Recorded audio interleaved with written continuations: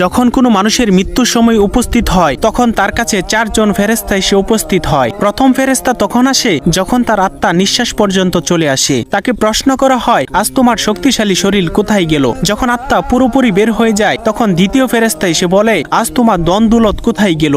দুনিয়াতে জানিয়ে তুমি গর্ব করিতে। এরপর যখন জানাজা উঠানো হয় তখন তৃতীয় ফেরেশতা এসে বলে, আজ তুমি এমন এক লম্বা সফরে বের হচ্ছ যা এর আগে কখনো করো নাই। আজ তোমাকে এমন এক ঘরে শোয়ানো হবে যেখানে নিঃশ্বাস ফেলানোর জায়গা পর্যন্ত নেই। যখন তাকে কবরে শোয়ানো হবে তখন চতুর্থ ফেরেশতা এসে বলবে, কাল পর্যন্ত তুমি জমিনে চলাচল করেছ, আজ তুমি জমিনের নিচে শুয়ে আছো। কাল তুমি হাসছিলে, আজ তুমি কান্না করছো। কাল পর্যন্ত সবাই তোমার সঙ্গী ছিল, কিন্তু আজ তুমি একা। কোথায় তোমার আদরের স্ত্রী সন্তান যাদের জন্য তুমি মাথার ঘাম পায়ে ফেলে উপার্জন করেছিলে? আজ কেউ তোমার সঙ্গী হবে না একমাত্র আল্লাহ ছাড়া।